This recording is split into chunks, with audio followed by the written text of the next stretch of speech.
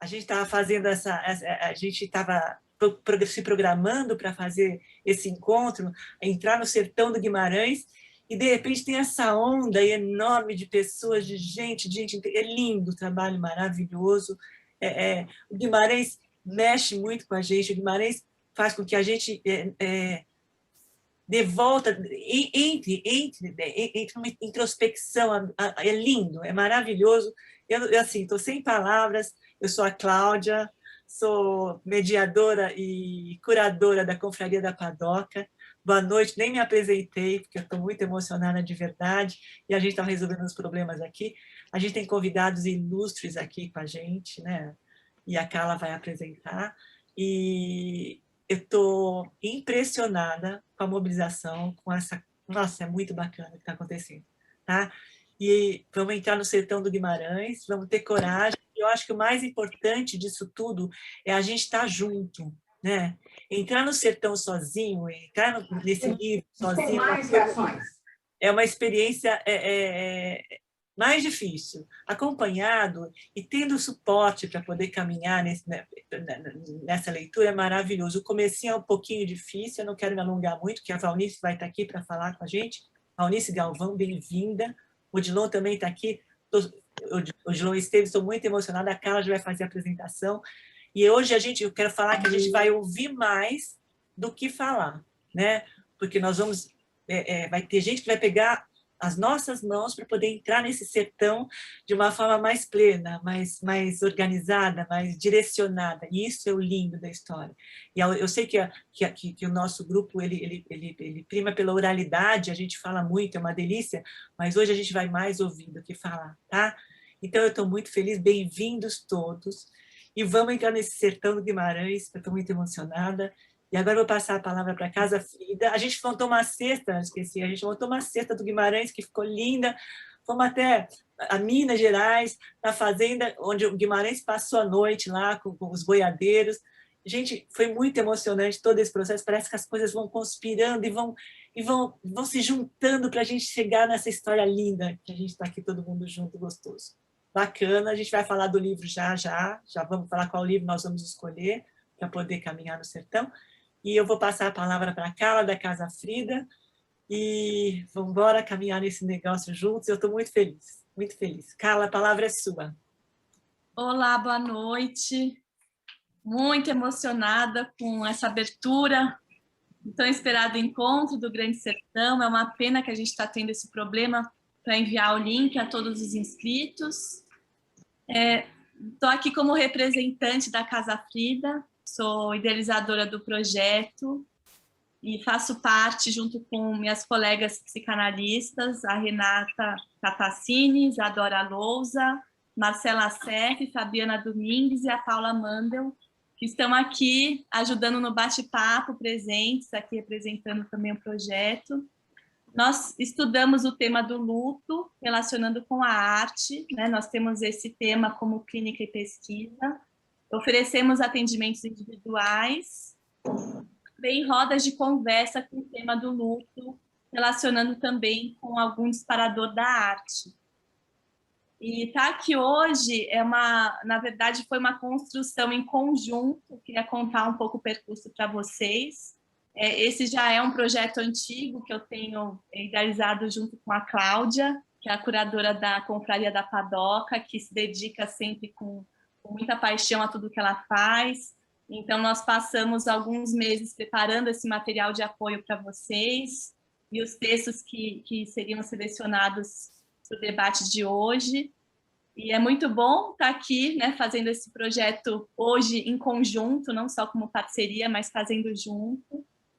E começou também com uma roda nossa, que foi de uma música do Milton Nascimento, chamado Travessias, que as meninas trouxeram aqui como tema, que a gente estava trazendo rodas de conversa aqui na pandemia, para pensar em como elaborar essa perda coletiva que a gente está vivendo.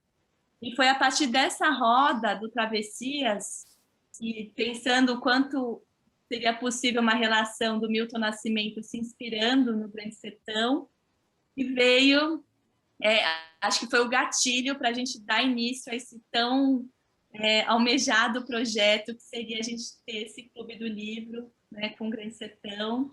E, em seguida, nós oferecemos aqui um sarau literário, que depois a gente vai mandar aqui todos esses links no bate-papo, para quem quiser depois conhecer, que foi em homenagem, por coincidência, ao nascimento do Guimarães Rosa, que esse ano ele faria 103 anos, que ele nasceu em 1908, e o sarau foi em homenagem a ele. Nós fizemos, já divulgando esse grande projeto maior, que é a leitura do livro. E no dia que a gente lançou esse projeto, também é uma segunda coincidência, que foi exatamente no dia que a obra Grande Sertão Veredas completou 65 anos do lançamento. Que ela foi lançada em 1956, e nós publicamos, né, nas nossas redes no dia 16 de julho desse mês, e foi mais uma coincidência comemorando o lançamento dessa grande obra, desse grande patrimônio brasileiro que nós temos, que é o Grande Sertão Veredas. E isso foi algo que me chamou, que eu fiquei pensando o que eu poderia dizer aqui hoje, desses acasos, dessas coincidências, e o quanto o Grande Sertão, ele fala muito sobre isso, né? O que é esse redemoinho da vida, esses acasos da vida, e acho que no final é um pouco o que fica dessa mensagem, né? De que nada é por acaso, né? Que a gente está aqui hoje falando, podendo falar de Grande Sertão, e eu estou muito emocionada de estar aqui, e só complementando um pouco o material de apoio também, que um dos textos que disponibilizamos para vocês falava um pouco de retomar algumas histórias que pudessem, de fato, fazer alguma diferença em nossa vida, né? E acho que o Grande Sertão, ele traz essa capacidade de transformação, né? Eu já li diversas vezes o livro, e cada vez que eu faço essa experiência da releitura, ele se abre como um novo portal, né? E a vida, a gente está sempre repetindo e fazendo diferente, né? A gente está em constante estado de transformação. E, nesse sentido, acho que a obra é um tratado sobre psicanálise, sobre essa capacidade que nós temos de nos transformar, de mudar, de rever. E esse processo lindo do Riobaldo, né, narrando a história dele a um sábio interlocutor que o escuta com atenção, como um processo de análise em que a gente relata a nossa travessia a alguém para dar sentido a ela, né? Então, eu estou muito feliz de estar aqui, da gente poder iniciar essa leitura com quem não conhece o Grande Sertão, para quem já conhece vai ler de novo e conhecer um novo livro, né, que é um livro com muitos enigmas, com muitas mensagens, e conversa muito com o nosso momento de vida. Então, vamos fazer esse percurso juntos, com calma, com paciência. E queria apresentar também a Valnice, que vai estar aqui hoje, a Valnice Galvão, que com grande generosidade, ela está aqui participando, vai trazer uma fala dela. Ela também participou do pós-fácil, da edição da Companhia das Letras, da edição completa, não a de bolso. Ela é professora emérita da Faculdade de Filosofia da USP, especialista em teoria literária. Então, muito bem-vinda, a Valnice está aqui com a gente. E temos uma segunda surpresa também, que é o Odilon, que, assim como nós, é um grande admirador do Guimarães Rosa, e vai estar aqui trazendo um pouquinho o Riobaldo para a gente. O Odilon Esteves é um artista, um grande ator, que nos emociona, e é uma honra ter a presença dele aqui com a gente também.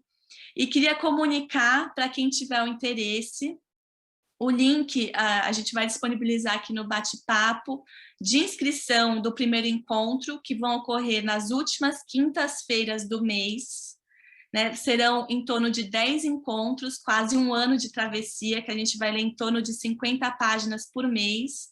Ele está disponível também já online para vocês se inscreverem.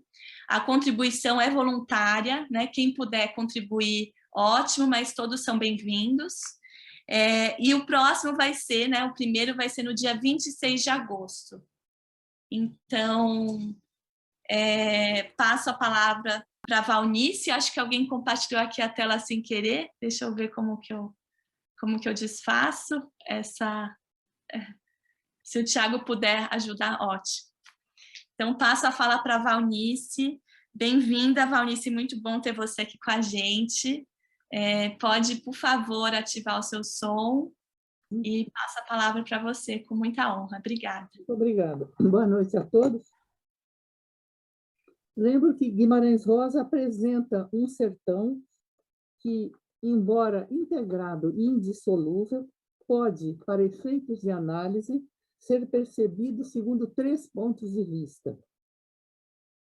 Primeiro, o geográfico propriamente dito, segundo, o mítico e terceiro, o metafísico.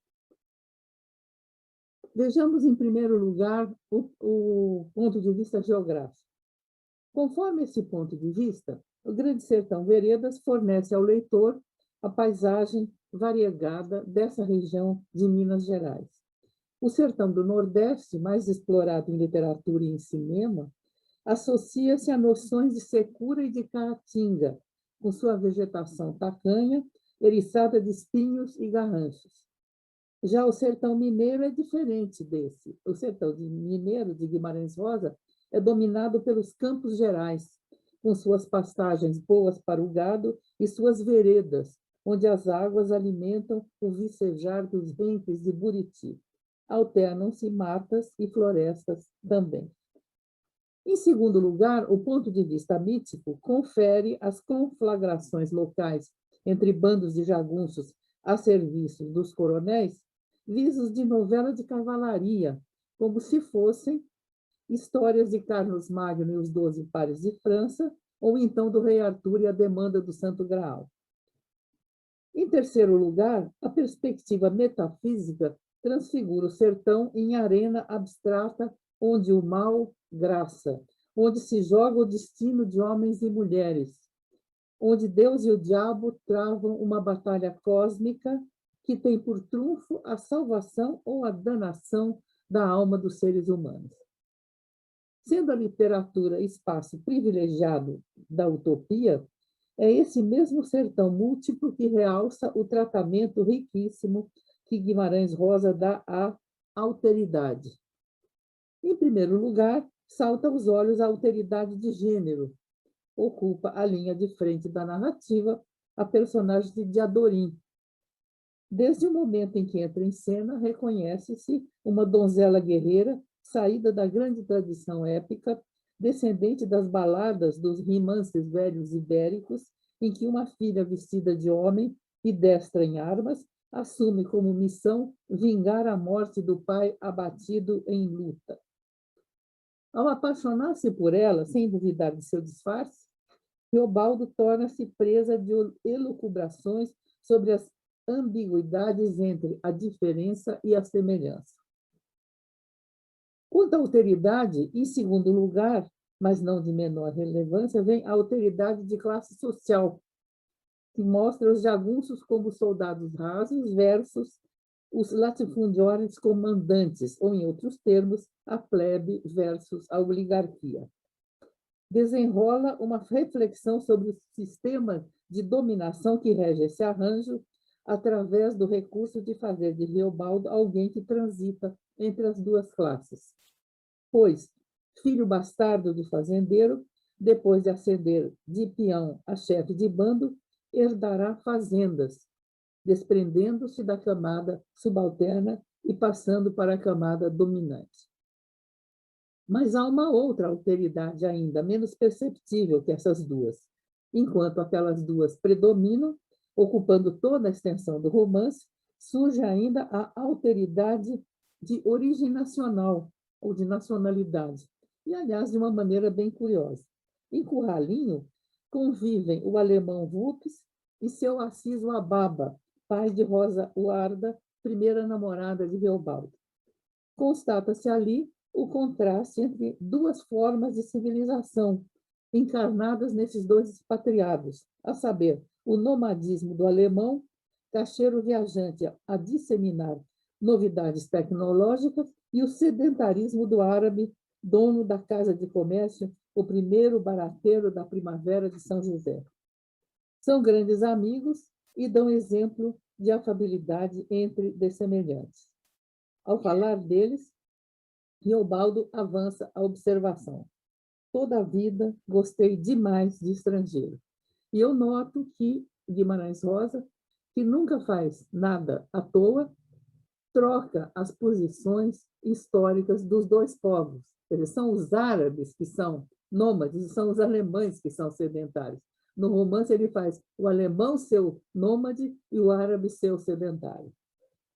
Mas nosso escritor se interessou em criar outras situações para forasteiros no restante de sua obra. Em Tutameia, Terceiras Histórias, alguns contos envolvem ciganos, como os contos Faraó e a Água do Rio, o outro, Zingaresca, etc. Sabe-se que o escritor fez anotações sobre as roupas, os hábitos e o falar dos ciganos, até os hospedando certa vez no porão de sua casa em Itaguara, onde residiu antes de entrar para a carreira diplomática.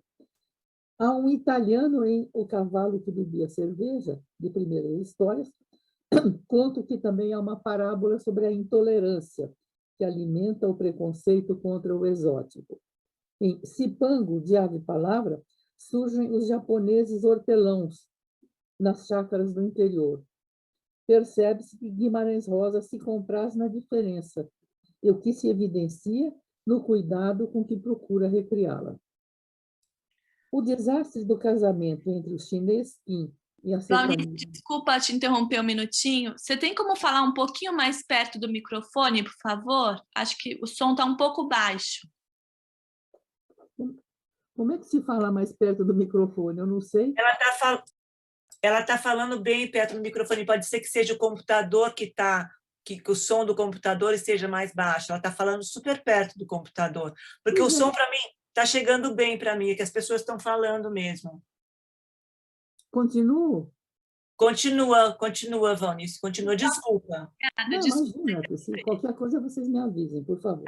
Tá bom. O desastre do casamento entre o chinês Qin e a sertaneja Rita, no conto Orientação de Tutameia, Terceiras Histórias, constitui um extremo. Aqui, a oposição e até mesmo a antítese ocupa todos os níveis da linguagem, indo desde as descrições exteriores de ambos até os fonemas e os sinais gráficos dos termos que os contrapõem. Diz Guimarães Rosa dos dois que eles eram tio no I, pingo no A. Não preciso lembrar vocês que não existe tio no I nem pingo no A, que é o contrário, né? O tio vai em cima do A e o pingo vai em cima do I. E ele diz, eles eram parecidos como uma rapadura em uma escada. É só depois de desmanchar-se o matrimônio que a dialética entre o mesmo e o outro se completa. Rita, após a partida de Qin, sentindo a falta dele, começa a adquirir características asiáticas, a pele se recobrindo de tons de marfim e açafrão, imitando o marido ao andar com um pé bem na frente do outro. Não podemos deixar de lado a perquisição que operou sobre a homossexualidade no Grande Sertão Veredas, no qual são inúmeras as observações sobre a ansiedade de Riobaldo ao perceber mal e mal os desejos que abrigava para com Diadorim, ambos jagunços em guerra.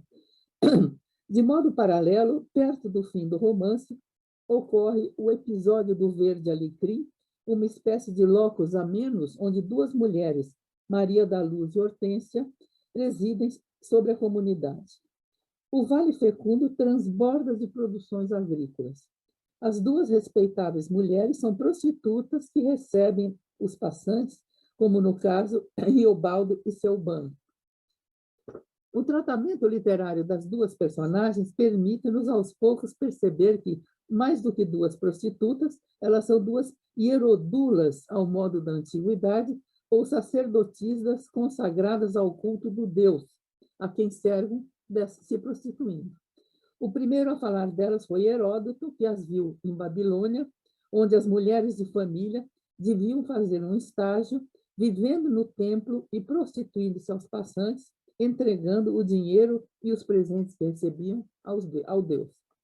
Maria da Luz e Hortência são sábias, legisladoras e juízas, acatadas por todos os cidadãos, resolvendo os conflitos e assim garantindo a paz e a prosperidade do Verde Alecrim.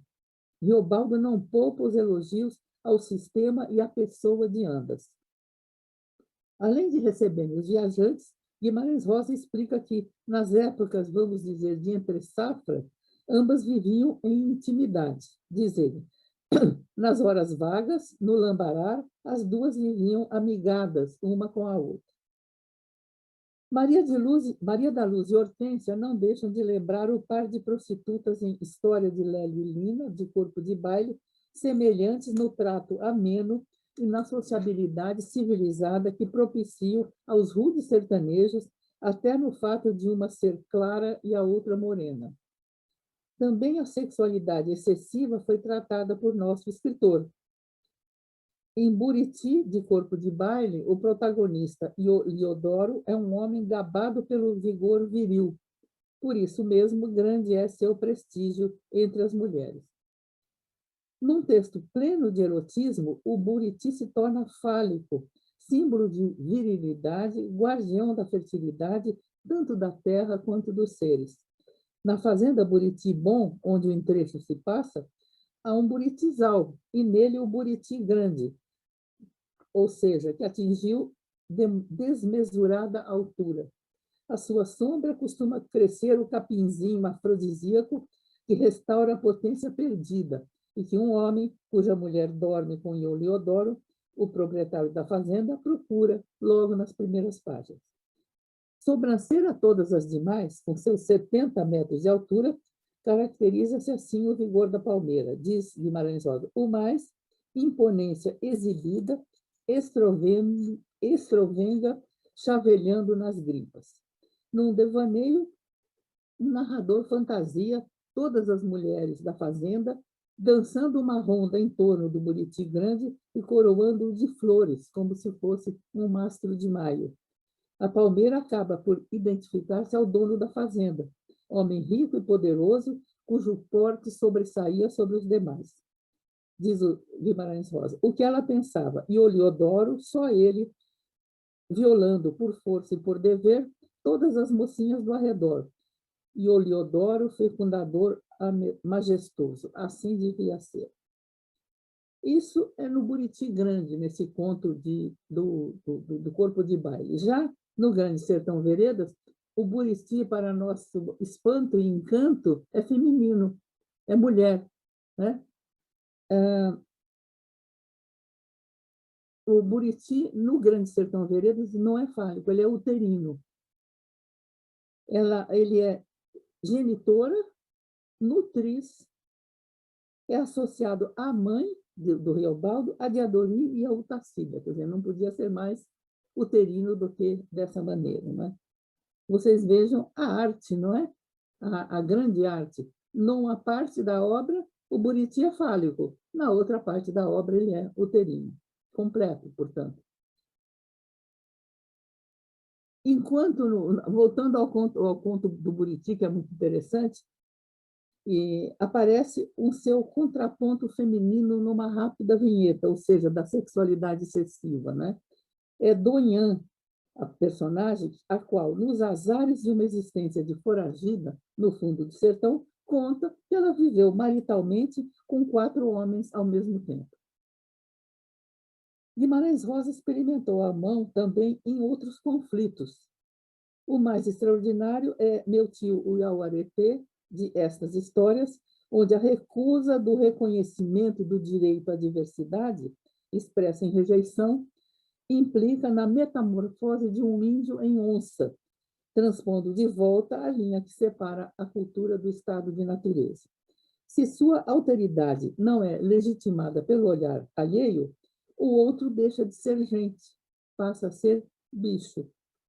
Como o escritor mostra a concretude desse processo, sem designar explicitamente o genocídio e o etnocídio, construindo o arcabouço do conto em 3 línguas, português, tupi e uma espécie de linguajar animal composto por onomatopeias de rugidos e rosnados.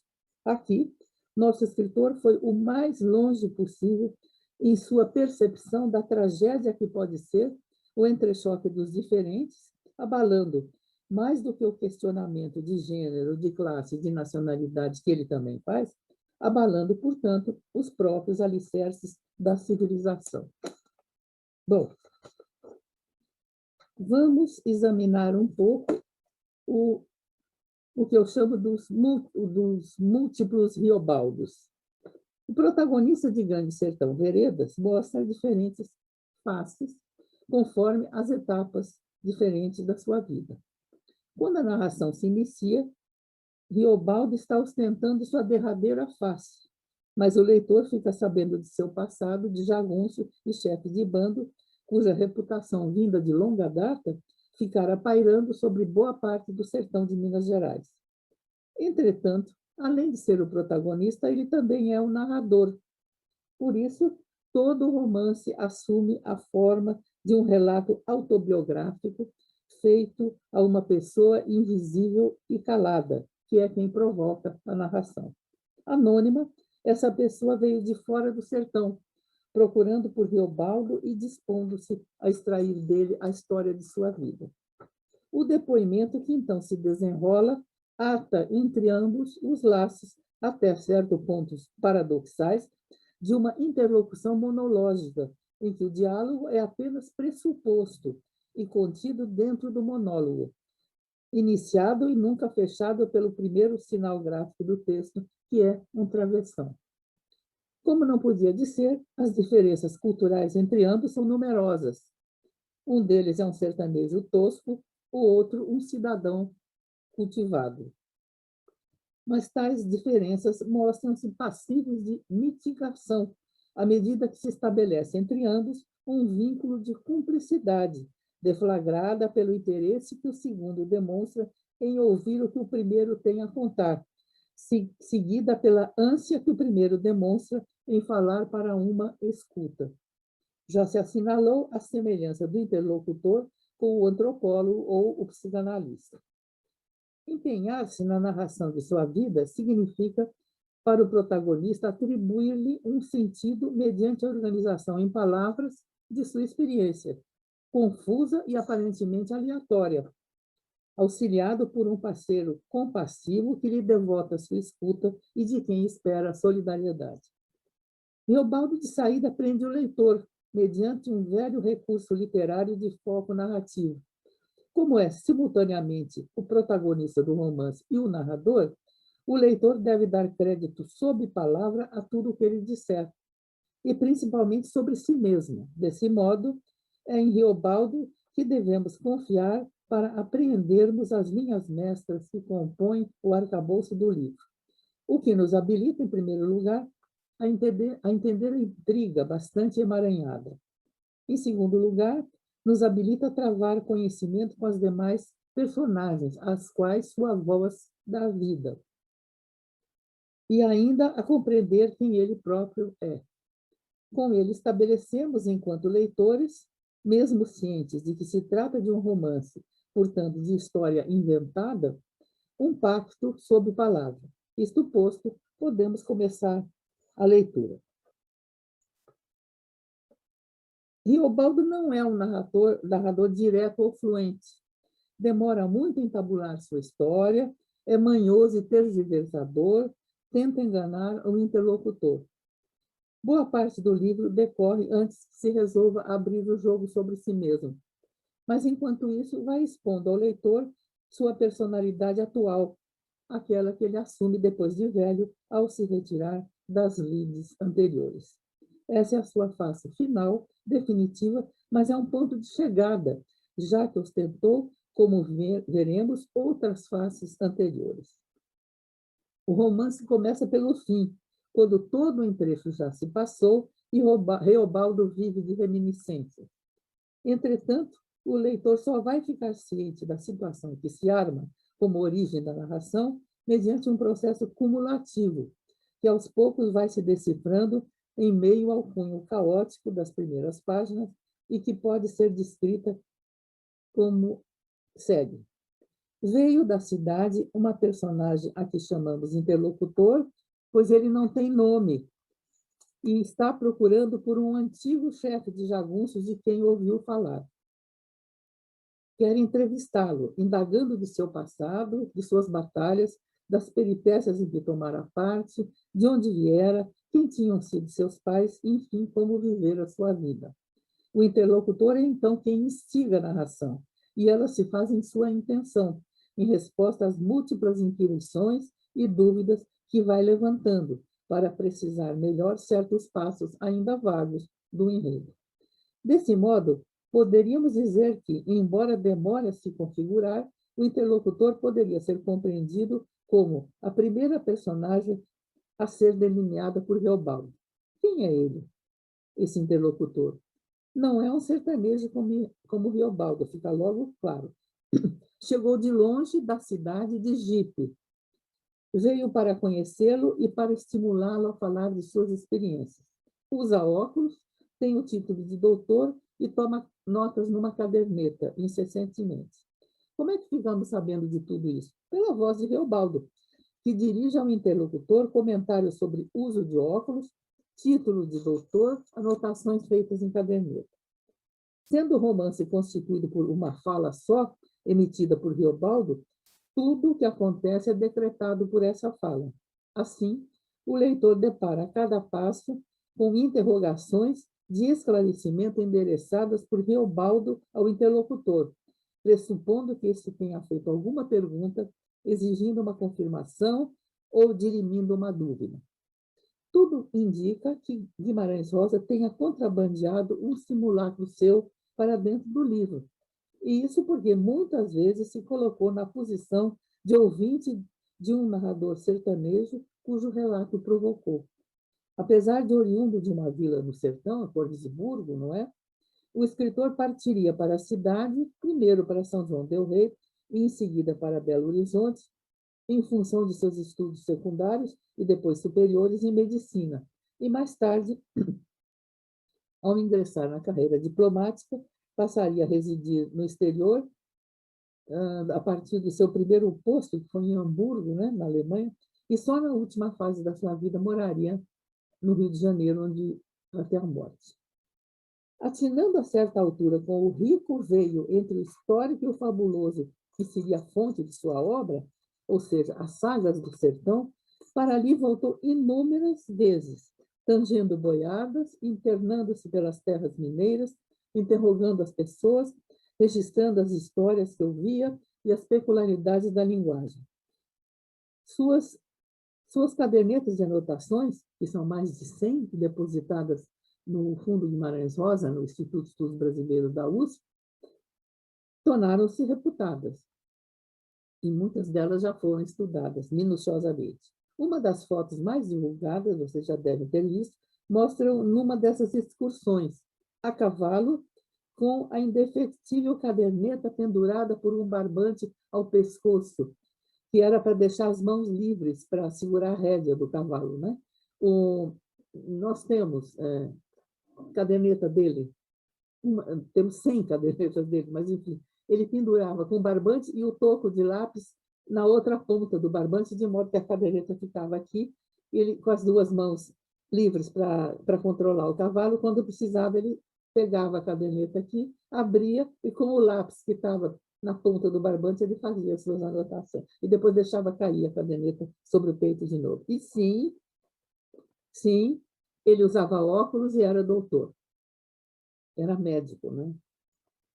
Esse que começa a narração, assim catado pelo ouvinte que vem de longe para conhecê-lo, esse Reobaldo, né, é um fazendeiro deitado numa rede na varanda da sede, procedendo às honras da casa. Recebe o interlocutor e o hospeda, impondo a regra da hospitalidade sertaneja de um pouso mínimo de 3 dias. As palavras que abrem a narração já criam a expectativa da matéria a ser narrada, comentando estampidos em tempos de paz. Primeiras palavras do Grande Sertão: não nada, tiras que o senhor ouviu, foram de briga de homem não, Deus esteja. O anfitrião, que recebe com largueza, sabe-se mais tarde, casado com uma mulher por nome Otacília. Reobaldo era bastardo, filho de uma pobre mulher chamada Bigri. Órfão de mãe ainda criança, o pai, Celorico Mendes, que não o reconhecera como filho, e assumia o papel de padrinho, dele se encarrega para acabar de criá-lo e dar-lhe educação.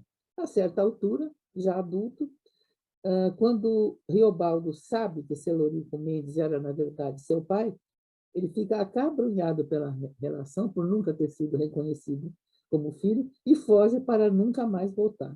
É dessa maneira, nessa fuga, que ele acaba caindo no cangaço. Entretanto, ao morrer mais tarde, o pai lhe deixa 2 fazendas de criação de gado em herança. E assim o bastardo indigente se torna um homem de posses e se casa com Otacília, com quem engajara um compromisso desde que a conhecera ainda nos tempos da jagunçagem, quando ele a conhecera na fazenda Santa Catarina, nos Buritis Altos, pertencente aos pais dela. A face final do protagonista é esta, de homem assentado na vida, dono de terras com muitos agregados de dependentes, moradores de suas terras e, portanto, seus homens em armas também, se preciso fosse, conforme o sistema sertanejo, e bem casado. Como no romance de formação, completou-se o projeto burguês e o protagonista mudou de classe social, subiu na vida, ascendeu de mendigo bastardo a fazendeiro membro da classe dominante. Sobrevindo à inatividade e à vida mais mansa, Teobaldo dedicou-se a remoer o passado, tentando entender quais seriam as determinantes de certas decisões. Que peso poderiam ter o acaso ou a necessidade em seu percurso? E sempre dentro de um horizonte sertanejo, quais teriam sido nesse evoluir os papéis de Deus e do diabo? Deixar claro que, antes de se retirar das lides, não tivera tempo para refletir sobre o que estava vivendo, sendo invariavelmente jogado de um lado para o outro, o que, como se verificará, não é um exagero de retórica. Por isso, Teobaldo divaga no início da narração e se entrega a digressões entremeadas de causos portentosos em que o sobrenatural está sempre à vista, a tal ponto que, a certa altura, julga avisado prevenir o interlocutor de que não fala à toa, mas que pretende recorrer a seu saber do interlocutor, não é, para esclarecer os enigmas de sua vida pregressa. Diz ele: "Conto ao senhor é o que eu sei e o senhor não sabe. Mas principal quero contar é o que eu não sei se sei e que pode ser que o senhor saiba." Os numerosos casos, apólogos e parábolas que Riobaldo conta ao interlocutor, neste início da narrativa, vão compondo os traços desta face definitiva, a de um homem que, apesar de uma vida trepidante, inclusive bélica, não é? Afinal, se revela um espírito contemplativo, inquisidor, reflexivo e atento aos mistérios do mundo, coisa que pouco se poderia esperar de um guerreiro. Ele diz, então, e se justificando, porque antes fazia as coisas sem pensar, não é? De primeiro, eu fazia e mexia, e pensar não pensava. Não possuía os prazos. Vivi puxando difícil de difícil. Peixe vivo no moquém. Quem mói no áspero não fantaseia. Mas agora, feita a folga que me vem, e sem pequenos desassossegos, estou aqui de range-rede, e me inventei neste gosto de especular ideia. Esses numerosos casos, ou causos, ilustram episódios de um universo dividido entre o bem e o mal, em luta cósmica entre Deus e o diabo, sendo obscura a linha que passa entre os dois domínios, quando se trata da redenção dos seres humanos. Um menino nasce mal. Para corrigi-lo, os pais o castigam. Ao castigá-lo, tomam gosto pelo sofrimento do menino. Tornam-se, portanto, maus e passam a castigar o menino por maldade. Ou então, outro caso. Um pai era mau e mata gratuitamente um mendigo. Seus 4 filhos pegam sarampo e ficam cegos. Devia ser, portanto, castigo de Deus. Mas que maldade tinham cometido as inocentes crianças? E assim por diante. O mal parece estar em toda parte, nas cobras, nas aves de rapina, até nas pedras, que se desenvenenarem as águas e que têm o diabo dentro. Riobaldo pergunta ao interlocutor se ele acredita no diabo como uma entidade independente, desincorporado do interior das pessoas, e fica aliviado ante as respostas negativas. Concorda com ela, mas retoma a exploração conjectural de várias hipóteses. Por exemplo, a de seu compadre Quillemem, que era espírita kardecista, né, da doutrina de Allan Kardec, e que para tudo encontrava explicação em anteriores encarnações. Riobaldo declara acatar todas as religiões e acreditar um tantinho em todas elas, sejam católicas, espíritas, até protestantes ou ministradas pelas rezadeiras da região. Tudo que possa aliviar as aflições da alma e da mente inerentes ao ser humano. É assim, com essas ansiosas perquisições, que Riobaldo vai aos poucos pedindo ajuda do interlocutor para elucidar questões e para ser parceiro na empresa de constituição de um relato de sua vida. Por ser sua própria vida, não dispõe do distanciamento necessário para uma visão objetiva ele sozinho.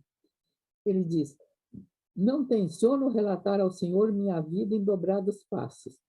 Servia para quê? Quero é armar o ponto de um fato para depois lhe pedir um conselho. Que é o que vai ocorrer mais adiante, nós vamos ver.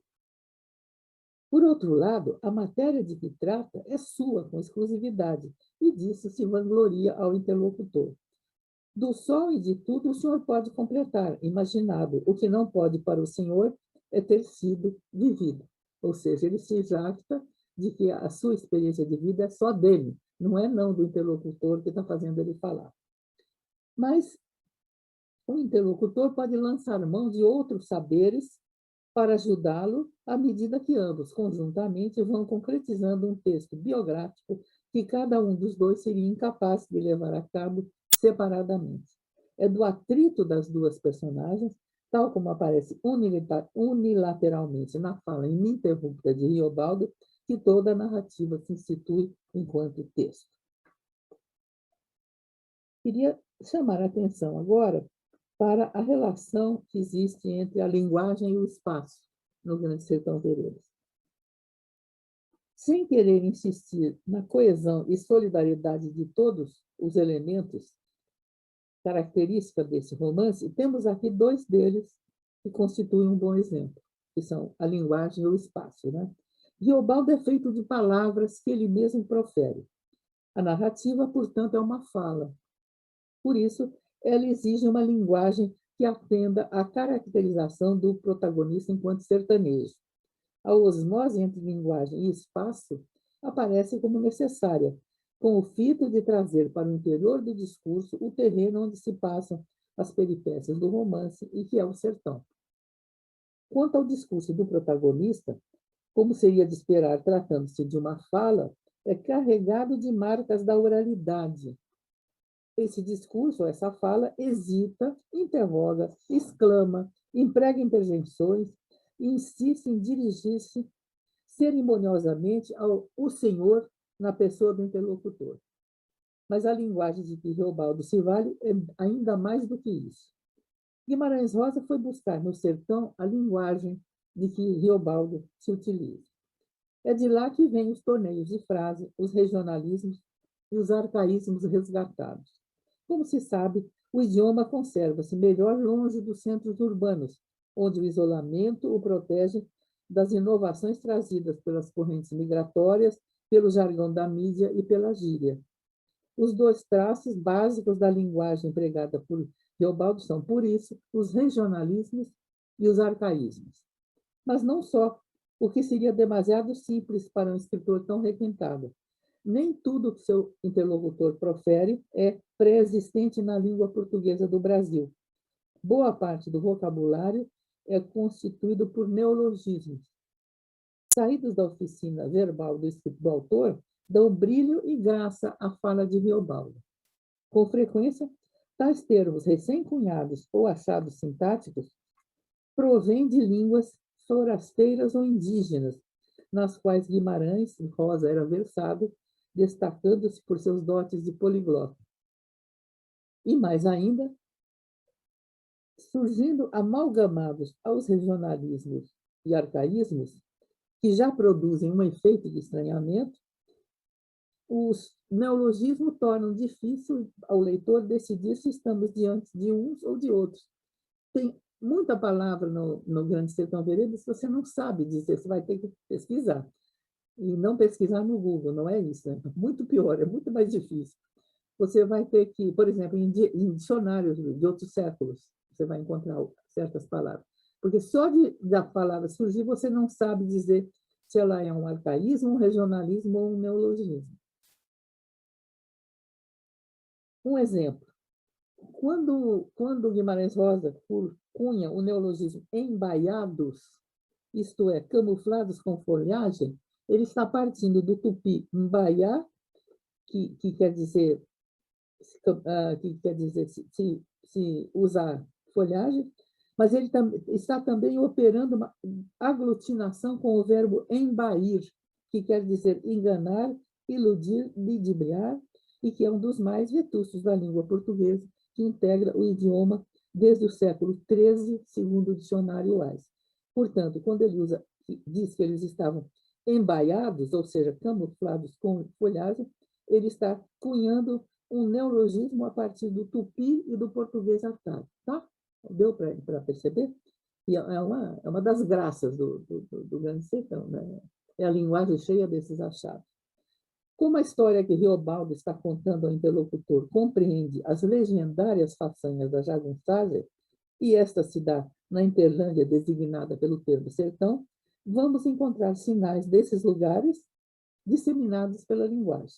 Em primeiro lugar, as constantes alusões ao sertão propriamente dito, instauradas desde o título do livro, enquanto habitat que gerou o narrador e a vida que levou. Como ele diz, o Riobaldo diz, o sertão me produz, depois me engoliu, depois me cuspiu do quente da boca. Comparece, portanto, com peso determinador, a que a Riobaldo atribui qualidades positivas e negativas. Ele diz, sertão não é maligno nem caridoso, mano a mano. Ele tira ou dá, ou agrada ou amarga ao Senhor, conforme o Senhor mesmo. Dessa perspectiva, a de grande espaço fundante, o sertão com frequência se torna mais do que um lugar, uma topografia, um ponto geográfico, um perímetro, adquirindo espessura até metafísica, e passa a ser o palco onde o homem se submete a provações que testam sua bravura, mas também onde Deus e o diabo disputam a posse das almas. A fala do Riobaldo é a todo momento pontilhada por observações sentenciosas a propósito do sertão. Por exemplo, sertão como cenário geográfico onde a intriga se desenrola, fortemente caracterizado, apesar de toda a sua indefinição e imprecisão de limites. Diz ele, tentando explicar logo no começo ao interlocutor o que é o sertão. Não o que é o sertão, onde que é o sertão. O senhor tolere, isto é o sertão. Uns querem que não seja, que situado sertão é por os campos gerais afora. Dentro, eles dizem, fim de rumo, terras altas, demais do Urucuia. Tolema. Para os de Corinto e do Curveiro, então, o aqui não é dito sertão? Ah, aqui tem maior. Lugar sertão se divulga. É onde os pastos carecem de fechos, onde um pode torar 10, 15 léguas sem topar com casa de morador e onde criminoso vive seu Cristo Jesus, arredado do arroxo de autoridade. Ainda outra definição mostra o sertão como arena para a ferocidade dos seres humanos. Sertão é o penal criminal. Sertão é onde o homem tem de ter a dura nuca e a mão quadrada. Outra definição do sertão como lugar ainda carente da graça divina. Sertão é onde manda quem é forte, com as astúcias. Deus mesmo, quando vier, que vem armado. Sertão, finalmente, como internalização das condições circundantes de conflagração e violência. Sertão é dentro da gente. Das inúmeras formulações a respeito de sertão, depreende-se progressivamente a importância simbólica que esse espaço vai adquirindo como circunscrição das sagas guerreiras dos jagunços, como palco do duelo, do dissídio cósmico entre Deus e o diabo, cujo trunfo é a alma humana, e como antítese entre o seco e o úmido, expressa já no título do livro. Em segundo lugar, mas em plano menos evidente, a fidelidade realista à empiria mostra o sertão da pecuária, o que transparece na fala do Riobaldo de várias maneiras. O narrador pode utilizar topônimos que indicam a ubiquidade do gado, cuja presença batizou inúmeras localidades pela região afora. Nós vamos encontrar Vereda da Vaca Mansa de Santa Rita, Currais do Padre, Bambual do Boi e assim por diante. Ou então, ele vai mencionar os exemplares que os jagunços vão deparando em sua errância. Quando eles encontram bois avulsos e eles estão em boas condições, estão gordinhos, bem tratados, etc., isso significa que por ali existe prosperidade e bons pastos. Quando, ao contrário, eles encontram reses perdidas, magras e maltratadas, é porque as condições de vida ali são mais duras. Ainda mais, e com toda a naturalidade, pois é o material que tem, por assim dizer, à mão, ele emprega esses animais para criar metáforas com que delineia um caráter ou uma situação. Assim, os bandos de jagunços são comparados a manadas ou boiadas, coletivamente, enquanto os chefes individuais evocam símiles de bois ou de touros. O peso da natureza sobre os seres humanos, fora da cidade e dos abrigos por eles arquitetados, faz-se presente. Os jagunços como se encontram imersos no mundo natural.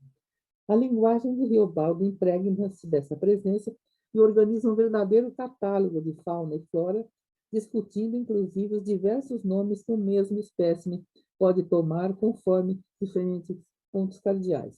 A integração de bichos e plantas, a fala, serve para avançar mais um traço da caracterização de Riobaldo enquanto personagem, a de bom observador da exterioridade, a de alguém que ama as belezas da terra. O roteiro de Riobaldo pela jagunçagem, assim como tem um espaço, que é o sertão, tem também uma época, um tempo, a qual vai sendo delimitada pelo narrador à medida que a narrativa prossegue. Através de alusões indiretas, adiantadas, aliás, de má vontade, se o leitor juntar todas as pistas, pode concluir que a porção principal da vida de Riobaldo, aquela em que ele se dedicou à jagunçagem e cuja crônica desenrola para o interlocutor, decorreu nas 3 primeiras décadas do século passado, ou seja, mais ou menos entre 1900 e 1930. Isso permite datar os eventos narrados e fazer uma estimativa da idade do narrador. Sobre este tempo, lança suas sombras um período propositalmente vago e com limites esfumados, de tal modo que as sagas narradas adquirem contornos legendários, lembrando as novelas de cavalaria da Idade Média. Essas novelas tratavam da gesta bélica dos cavaleiros andantes, como os pares de França de Carlos Magno, ou então os homens do rei Arthur e da Tábula Redonda. Tais fidalgos perambulavam à cata de aventuras que lhes conferissem renome, desafiando os gigantes que defrontavam pelo caminho, embrenhando-se em florestas misteriosas, penetrando em castelos encantados. O objetivo final da demanda em que se empenhavam e que incorria em riscos tremendos implicava não só na realização existencial de cada um, mas também na salvação de sua alma.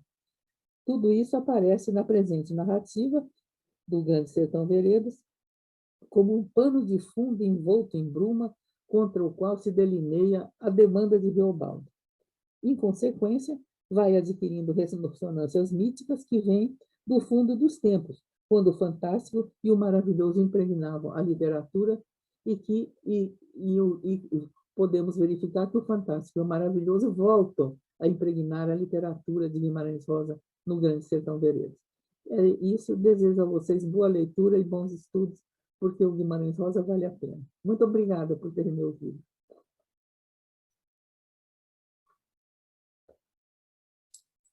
Muito bom, Valnice, muito bom. Nossa, essa história de pegar, de comparar ao Rei Arthur, a Távola Redonda, que delícia, nunca tinha associado, existe uma magia mesmo na obra, né? Essa coisa das brumas, as mulheres, né? As sacerdotisas que ele usa, a coisa do útero, né? E do falo. Que impressionante essa comparação. Eu não tinha me dado conta disso. Uma delícia te ouvir, maravilhoso. Nossa, estou emocionadíssima. Muito obrigada pela presença, pelo carinho. Nossa, e é uma introdução. O que a gente está fazendo aqui é uma introdução à obra, né? A Valnice veio ajudar a gente nisso. Essa fala toda que só tem a somar, porque a gente começa a se familiarizar, porque as pessoas desistem do Guimarães. Muita gente começa a ler o Guimarães, Valnice, não é assim? E param no meio do caminho, né? Começam no comecinho e não adentram no sertão. Como é que você fala sobre isso? O que acontece, você acha que acontece com as pessoas, Valnice? Você está sem som, Valnice. Está sem som.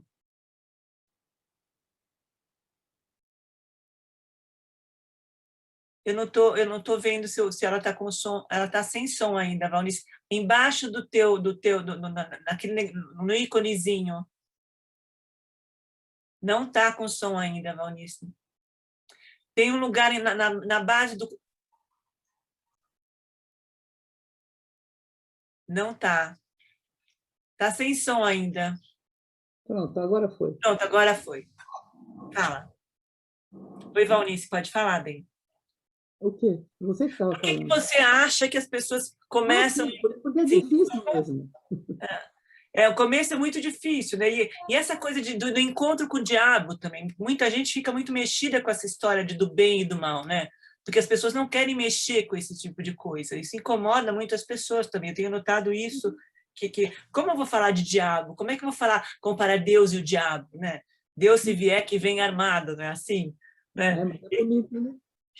Não é? Porque ele traz muito esse mergulho na alma, né? Esse mergulho dentro da gente. Ele faz com que a gente se caia nas nossas profundezas também. Eu tive uma experiência, é a terceira vez que eu vou entrar no sertão do Guimarães, né? E eu estou já lendo de uma forma completamente diferente, uma experiência completamente diferente da última e da penúltima vez que eu li. É impressionante como as coisas mudam, porque a gente vai amadurecendo e as coisas vão se modificando dentro da gente. Então, cada vez que eu leio, é uma experiência única. É impressionante isso. Carla? Valnice, queria complementar, né, também te ouvir, é uma honra, né, que generosidade a sua de estar aqui com a gente, trazendo um pouco da sua sabedoria, dos seus estudos. Eu li o seu texto também do Pactário, tenho diversas questões que eu gostaria de estar trazendo aqui, que a gente não vai ter o tempo hábil para isso, mas eu queria complementar essa fala e até te ouvir, se você puder, né? Fico pensando assim, nesse início, essa dificuldade de ingressar no sertão, se não seria justamente essa escrita circular, né, que o Guimarães traz, porque fico pensando na minha experiência com a obra, né, que eu levei tantos anos para conseguir entender essas primeiras páginas. E era um livro que eu deixava um pouco de lado, falei, bom, será que isso nunca vai acontecer? Será que minha hora e vez nunca vai chegar? E foi só depois de muito tempo e em grupo que foi facilitando. Eu acho que se torna mais palatável quando você consegue compartilhar com os outros, escutar, né? Acho que você se sente mais acompanhado nessa travessia, né? Acho que o próprio Riobaldo se dirige a um sábio interlocutor com paciência e atenção. E acho que essa vai ser a proposta, né, dessa ciranda de leitura, a gente poder um dar a mão para o outro, né, e escutar um pouco também as impressões, o que cada um grifou, qual parte gostaria de compartilhar, e de repente até poder recitar, né, trazer um pouco a oralidade, né, de trazer alguns textos. Em voz alta, para você ver que efeito que faz. Aquilo é feito para ler, é uma fala, feito para ler em voz alta. Queria lembrar você o seguinte, esse capítulo, um certo ou não certo, o pactário, é um capítulo da minha tese de doutoramento, tá? Não foi escrito de propósito para acompanhar o volume, ao contrário, pegaram para acompanhar o Grande Sertão Veredas. A editora pegou da minha tese, com minha licença, evidentemente, para publicar junto com o romance. Tá? Eu tenho 6 livros sobre o Guimarães Rosa, e estou escrevendo o 7º agora. E, Valnice, como que a gente faz para ter acesso ao seu material? Compra na Amazon? Tem muitas pessoas perguntando, querendo saber mais. Não é difícil de achar. Eu acho, não sei, mas acho que não é difícil de achar, não. Se não tiver na Amazon, tem na estante virtual, que você compra o livro usado. Com certeza. E barato, baratíssimo. Não é difícil, não. Mas, enfim, não estamos aqui para falar de mim, sim para falar do Guimarães Rosa e do Grande Sertão Veredas. Você estava falando da dificuldade de leitura. Sim, não tem outro jeito, tem que quebrar a cabeça mesmo, porque é difícil. É difícil. Você tem que ler, por exemplo, com o dicionário na mão, né? Não é brincadeira. Existe um dicionarião imenso chamado Léxico de Guimarães Rosa, feito pela Anice Santana, e que ajuda muito. É mais importante ter esse léxico à mão do que ter os meus livros, tá? Chama-se Léxico de Guimarães Rosa. Qualquer palavra difícil que você topar, você procura lá que tem, tá? Tem que estudar, tem que quebrar a cabeça. Não é dado com facilidade. Eu não sei se as coisas que são dadas com muita facilidade, se elas adiantam, né? Aparece que certas coisas você tem que ter uma certa dificuldade para elas se incorporarem à sua pessoa, senão você esquece no dia seguinte, né? Ok, pronto, já respondi. Obrigada, Valnice. Muito obrigada pelo convite. Obrigada a todos por terem me ouvido, tá? Okay, obrigada a você. Obrigada por fazer parte, Valnice. Boa noite. Boa noite, obrigada. Eu só queria falar uma coisa sobre esse lance da leitura, porque eu acho que tem que ter, mas às vezes eu não li com o dicionário, e ele vai entrando aos poucos na gente também, né? É uma coisa que a gente vai se adaptando também. Tem gente que que se perde na obra porque vai tentar entrar na raiz da palavra dele, não, mas eu acho que ele penetra, ele vai caminhando devagarinho para a gente, sabe? Então, o comecinho é um pouco difícil, mas depois a gente engrena. Muita gente para no começo, porque não consegue engrenar. Mas eu acho que as primeiras 80 páginas não tem um enredo. O trecho só começa da página 80 em diante. Isso dificulta muito a leitura. É um zigue-zague vago que vai para lá, vai para cá, e não diz ao que vem. Até a página 80. É muita página sem uma espinha dorsal, né? Isso mesmo, sem a espinha dorsal. Você fica perdido no processo, mas de repente você entra no meio do sertão ali, junto, lá, começa o personagem entrar dentro da gente, porque cada personagem, a gente tem um pedaço de cada um deles ali, né? O diabo, Deus e o diabo na Terra do Sol, está dentro da história da gente. Fala. Você tem pedaço do diabo também? Opa, nossa, sem o diabo, como é que faz? Como não? Eu até tive uma discussão, teve um grupo que a gente fez, que eu fiquei defendendo Hermógenes, né? Porque tem, de fato, o diabo existe, né? E está aqui, não tá na gente, não está? Onde está o diabo? Não, mas a discussão do Grande Sertão Veredas não é essa. Não, claro que não. É uma discussão muito grande. A discussão do Grande Sertão Veredas é se o diabo existe fora da gente. Se ele existe dentro da gente e também fora da gente. Outro por si, cidadão, como ele diz. Essa é que é a grande discussão do Grande Sertão Veredas. Não só na gente, nas pedras, na natureza, em tudo. Sim. Em tudo. É impressionante. O homem, né? Não entendi, Carla. Nos crespos do homem. Isso mesmo. O homem dos avessos, né? Nos crespos do homem. Teve um comentário aqui no bate-papo do Carlos Barbosa, que ele fala também o segredo para se iniciar na leitura do Guimarães seria começar por outras leituras, né, como Sagarana, Primeiras Histórias. O que você acha, Valnice, dessa ideia de começar com outras obras antes de adentrar o Grande Sertão? Aí você está seguindo a ordem que elas foram escritas, não é?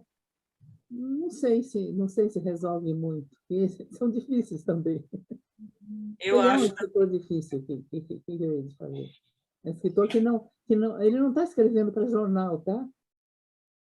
O jornal lida com um discurso que é o seu do dia a dia. Ele não, ele está lidando com regionalismo, com arcaísmo, está inventando um neologismo atrás do outro. É difícil mesmo. Grande arte é difícil. Grande arte não é fácil nunca. Para isso, você lê jornal. É verdade. Entender Tem que ver logo, olhar tá? no processo. É muito bom. Ok. Então, tá bom. Muito obrigada pelo convite, hein? Obrigada, Valnice. Bom Obrigada. trabalho. Divirtam-se Obrigada. muito com o Grande Sertão Veredas, tá? Muito Boa obrigada. Obrigada, Valnice. Boa noite. Obrigada por fazer parte. Uma honra estar com você aqui com a gente. Obrigada, querida. Boa noite. Boa noite. E agora posso convidar o nosso segundo convidado da noite? Por favor. O Odilon Esteves, um ator brilhante, uma pessoa muito querida, que vai trazer um pouquinho o Riobaldo aqui para a gente, que é um grande admirador também do Guimarães Rosa. Odilon, que bom que você está aqui com a gente, bem-vindo. A fala é sua. Ei, Carla, boa noite, Cláudia, boa noite a todas, todos vocês. Olha, foi tanta coisa ouvindo, né, a professora Valnice, tanta coisa bonita. Eu queria aproveitar, eu vou ter que mudar um pouco a minha fala em função do que eu ouvi da professora Valnice, porque eu estou muito tocado com a fala dela. Eu sou de Novo Cruzeiro, eu moro em São Paulo, mas sou de Novo Cruzeiro, nordeste de Minas. E a maneira como eu leio Guimarães Rosa é com as vozes dos velhos da minha infância, dos vaqueiros das fazendas dos meus tios, a cozinheira lá de casa, a lavadeira, a Maria da Paz, que foi minha babá desde que eu nasci. E quando a gente pensa nos regionalismos misturados com os neologismos, acontece um fenômeno muito interessante, né, com essa... Bom, eu imagino que isso aconteça no mundo inteiro, em todos os lugares, em todos os interiores, mas há uma invenção de palavras no interior. Por exemplo, a minha babá, que viveu comigo até aos meus 37 anos, os 61 dela, ela dizia assim: eu vou afogar o arroz. Eu entendia que ela estava dizendo que eu vou refogar o arroz. Então, quando o Riobaldo tem um momento... hoje eu pelejei para lembrar essa palavra, mas ele está na reunião, se eu não me engano, ou na reunião em que ele é nomeado chefe, em que ele diz que ele chegou com muita puçança, que ele falou com muita puçança. Olha que interessante. Essa é uma palavra que a gente entende pela sonoridade ali, que ele está dizendo que ele chegou com muita força, com muita veemência. E essa palavra, esse poder, existe na língua portuguesa pujança, e existe no francês puissance. Puissance. Então, o Guimarães mistura essas duas e vira puçança. Não é nem pujança nem puissance, é puçança. E a gente sente nessa palavra do Riobaldo que ela tem mais puçança do que pujança e do que puissance, entende? Então, acontecem coisas interessantes quando a gente pensa, a gente não sabe, às vezes, o neologismo, ele parece um regionalismo, porque essa criatividade com a linguagem, eu convivi com ela, com o povo lá da minha terra. Então, quando lia Guimarães Rosa, a primeira vez, eu achava que todas as palavras pareciam familiares, porque mesmo que eu não entendesse muito, como tantas vezes não entendia alguma coisa, sobretudo quando eu era criança, mas eu entendia o sentido do que estava sendo dito, mesmo quando me faltava algum vocábulo. Então, vamos para a primeira... Vocês vão começar a ler o livro agora. Vamos para o primeiro parágrafo do Grande Sertão Veredas. O Léxico de Guimarães Rosa, esse livro aqui, ele acabou de ser reeditado, ou reimpresso, na verdade, pela EDUSP, da Nilce Santana Martins. O Léxico de Guimarães Rosa é muito interessante. Agora, você sabe que uma das coisas que, para mim, foi também muito surpreendente, foi descobrir que algumas palavras que eu acreditava que eram neologismos eram arcaísmos, eram palavras antigas que estavam no dicionário, estavam no Aurélio. No Wise também, mas o Wise eu só comprei muitos anos depois, então é muito legal perceber às vezes que ele usa mais arcaísmos que neologismos. São palavras que já existiam na língua portuguesa. Então, bom, antes de ler esse primeiro parágrafo, ele diz que o povo é um povo prascóvio. Prascóvio, segundo a Nilce Santana, é uma variação de pascóvio, que é um povo tolo, ingênuo, povo prascóvio, povo tolo, povo ingênuo. Ele diz também que ele não tem abusões. Abusões são crendices, superstições. Então eu não tenho abusões, não tenho crendices, não tenho superstições. Outro trecho ele diz: no sertão é onde o criminoso tem o seu Cristo Jesus arredado de arroxo de autoridade. Arroxo pode tanto ser no sentido de aperto, sufoco, né, sem o sufoco de autoridade por perto, que está ali no meio do sertão, como pode ser também arredado do porrete, que arroxo é sinônimo de porrete de autoridade, ali, né, que vai no mesmo sentido. E ao margem de vargens, vargem é uma variação de várzea, aquela planície à margem dos rios. E ao margem são prados naturais, são pastagens. Então, ao margem de vargens de bom render, é uma pastagem de várzea, né? É perto do rio Urucuia, provavelmente, de bom render, uma terra que dá muito. Então, bom, olha, eu vou ler um pedacinho só lendo em voz alta. E depois no nada. Tiros que o senhor ouviu foram de briga de homem, não. Deus esteja. Alvejei mira em árvores no quintal, no baixo do córrego, por meu acerto. Todo dia isso faço. Gosto, desde mal em minha mocidade. Daí vieram me chamar, causa de um bezerro branco, erroso, os olhos de nem ser se viu e com máscara de cachorro. Isso, estamos lendo em voz alta. Agora, quando eu leio Guimarães Rosa, eu leio com a musicalidade desses velhos da minha infância, que é uma musicalidade interior de Brasil, que eu nasci lá, vivi lá até os 13 anos e volto para lá, eventualmente, porque minha mãe ainda mora lá. Mas é um imaginário que nós temos, de documentários, de entrevistas, de reportagens, de ir ao interior, de conhecer no espaço urbano sertanejos que migraram para a cidade.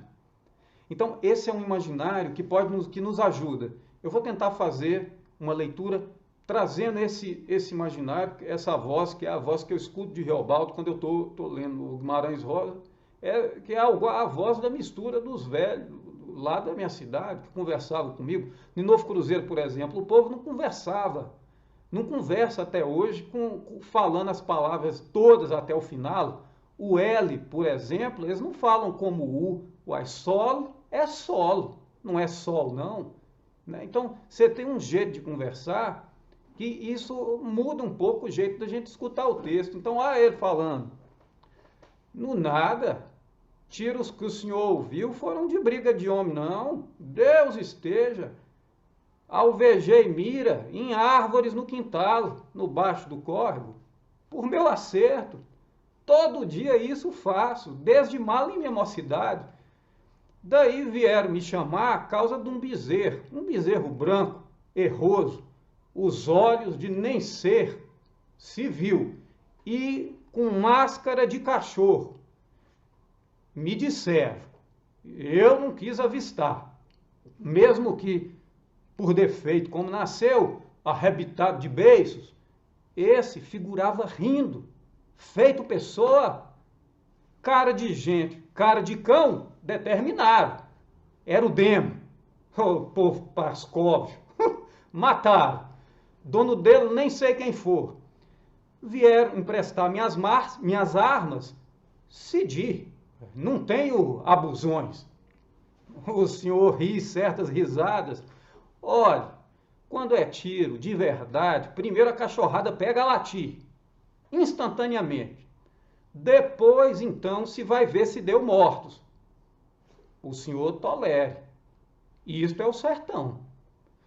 Uns querem que não seja, que situado o sertão é por os Campos Gerais afora.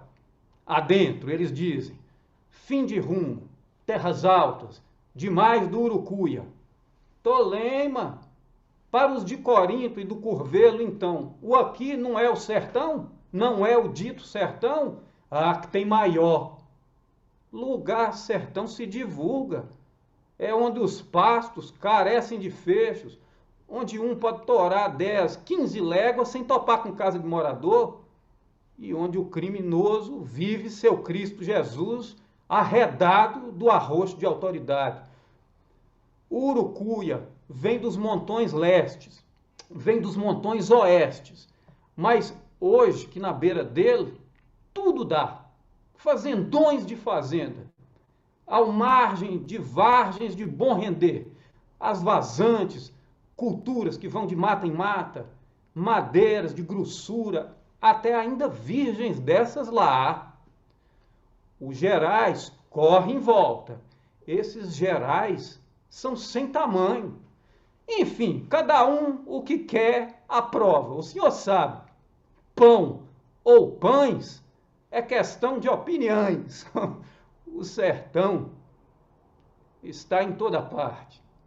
Aí eu somaria com esse primeiro parágrafo. O sertão é dentro da gente. E aí segue, isso só para a gente esquentar o comicinho. E antes já me estendi um pouco, mas eu queria só contar mais uma coisa. Em 2006, se eu não me engano, eu fui não foi 2006. Uma vez que eu fui a Santiago, eu queria muito ver a tradução da Terceira Margem do Rio para o espanhol. Não achava esse livro no Brasil e descobri que tinha na Biblioteca Nacional de Santiago. Então, fui ficar 5 dias em Santiago, mas uma tarde já era dedicada para ir para a Biblioteca Nacional achar primeiras histórias em espanhol, para matar essa curiosidade. Aí eu acabei ganhando depois o livro de uma amiga minha uruguaia, que ela conseguiu comprar no Mercado Livre de lá. Mas eu passei uma tarde, eu chorei muito quando eu li é um prefácio, mas ele chama de prólogo. Bom, talvez prólogo seja prefácio em espanhol, porque eu li, olha eu, tá vendo? Agora que fui raciocinar isso. Mas é um prefácio. E aí, esse crítico literário, a tradução, eu acredito que seja de uma brasileira, que é Virginia Fagnani Way, mas eu só descobri quase nada sobre ela na internet. Mas essa introdução é do Emir Rodrigues Monegal, que é um uruguaio. Ele escreve isso em 1967. E olha o que ele diz. Ele tinha morado no Brasil, já tinha lido primeiras histórias, e aí um dia esse casal de brasileiros, amigos, dentre os quais a Virgínia, emprestam para ele um exemplar do Grande Sertão Veredas em português. Ele morou no Brasil, infância e adolescência, então ele tinha um orgulho de falar bem português. Então ele diz, eu voltei a Montevidéu e importunei o casal Way até que se desprenderam do valiosíssimo exemplar de Grande Sertão Veredas que possuíam. O levei para casa como se leva um cordeiro ao caçador.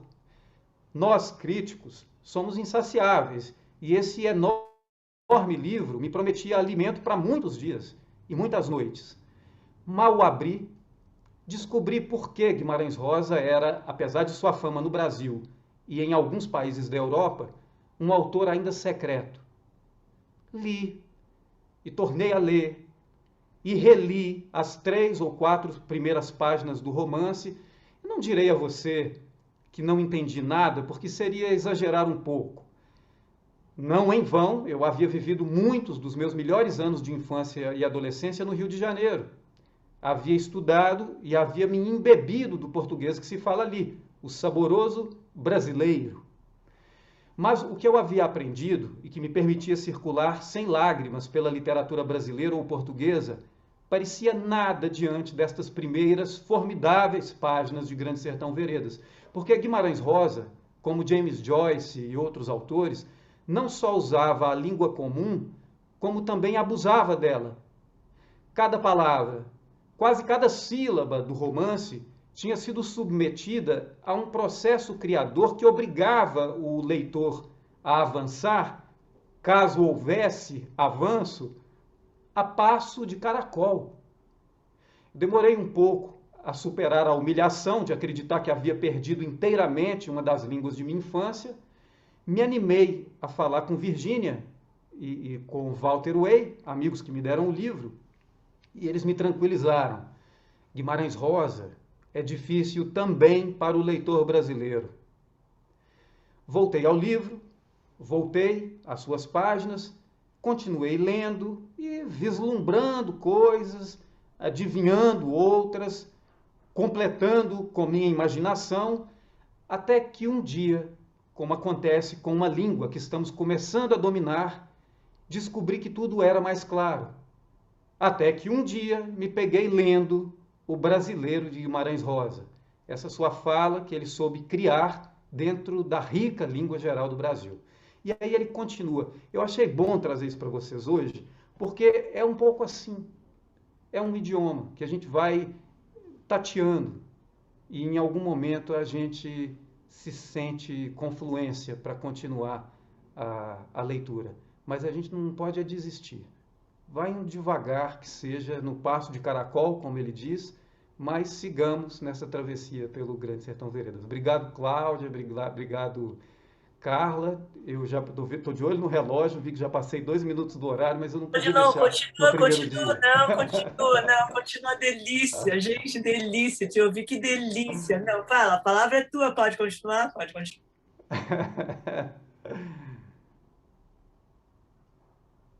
Não, eu já terminei, eu estava já, Ai, Odilon, tão bom, tô tão querido, tão querido. Que clima que você traz assim na sua interpretação, no seu olhar, na forma de falar, no gesto, no olhar, parece que transporta a gente assim nesse sertão, né? Que é o sertão que cada um faz da própria leitura, né? E imaginando o trabalho de ator, o quanto tem de você, né? Nas coisas que você traz, não tem. E o Grande Sertão traz isso, né? Ele convoca a gente, né? Ele convoca o eu para a gente fazer a nossa interpretação. E é nítido o quanto você é apaixonado assim por essa obra, pelo percurso do Leobaldo. É muito lindo, estou muito emocionada aqui. Bom, você está dentro da gente, não é isso? É dentro da gente. Eu fiquei chorando lá Hoje é engraçado porque eu reli hoje esse prólogo do livro e pensando por que me emocionou tanto, né?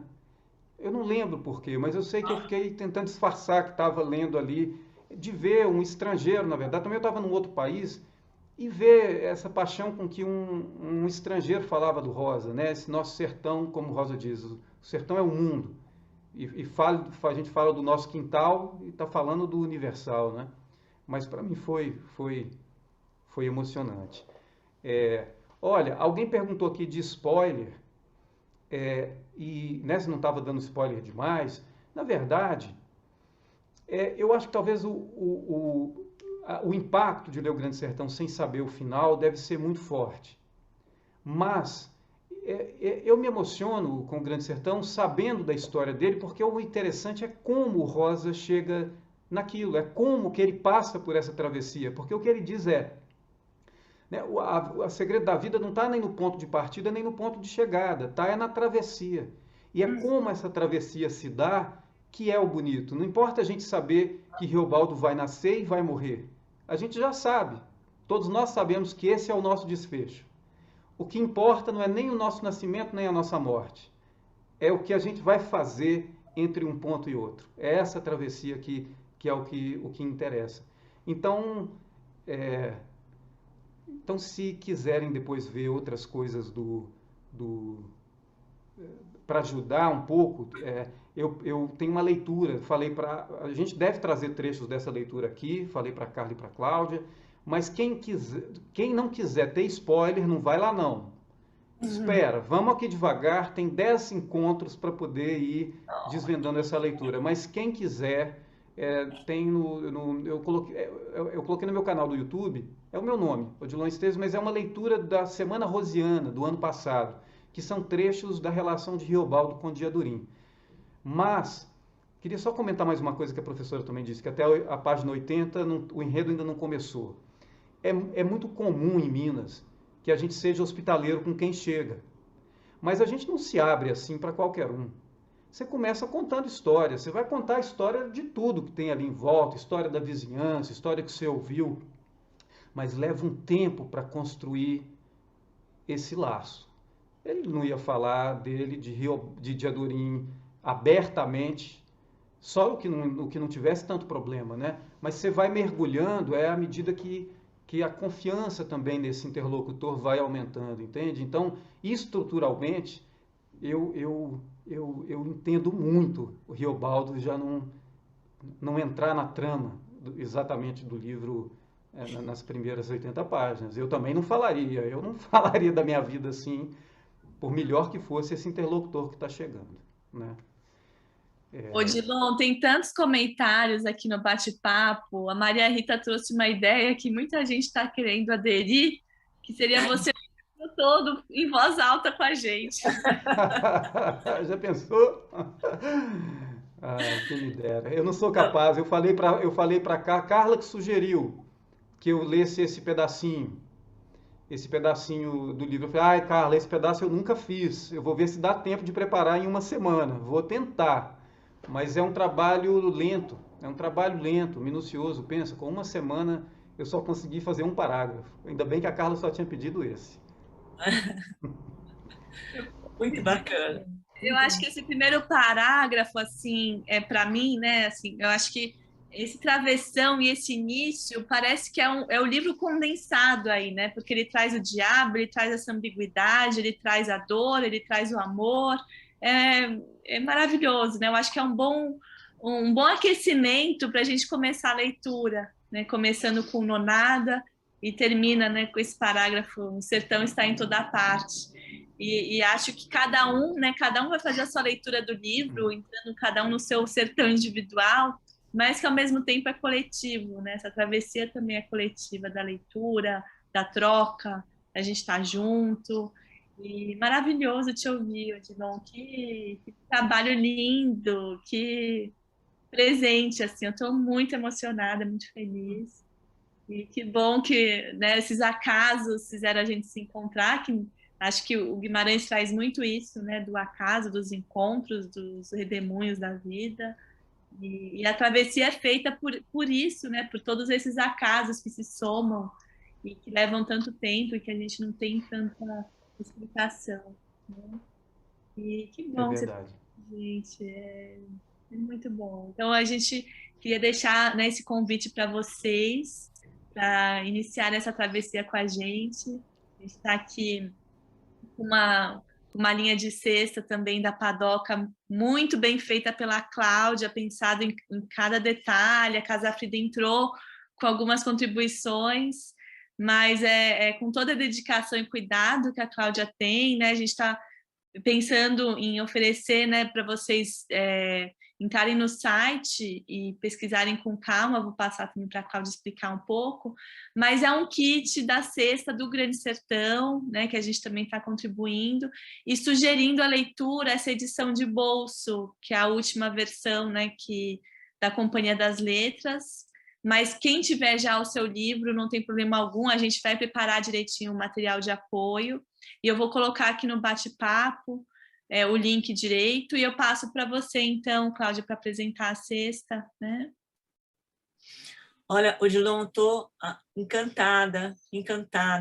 De verdade, você podia estar com a gente nessa travessia, mas a gente vai, se você me permitir, a gente vai usar o teu material de as tuas falas, né? Todo o teu trabalho, como material de apoio também, que a gente vai mandar para as pessoas, né? Eu acho isso mágico, porque prepara a gente para entrar no sertão. E é isso que ele falou mesmo, ele vai se introduzindo na nossa história, o sertão vai se abrindo, né? Cada um tem a sua própria travessia, na verdade. Ele acontece no momento de cada um. Isso é o lindo da história, né?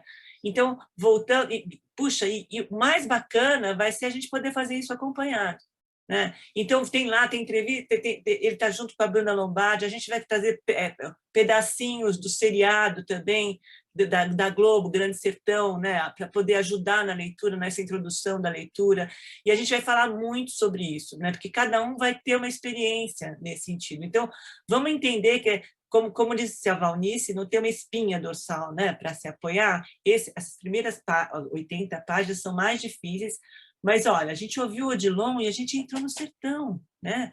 Foi tão bom, né? Como, de repente, o cara abriu a história para a gente, esse comecinho que a Carla pediu, que era a nossa introdução nessa história, a gente vai ler devagar, são 50 páginas só.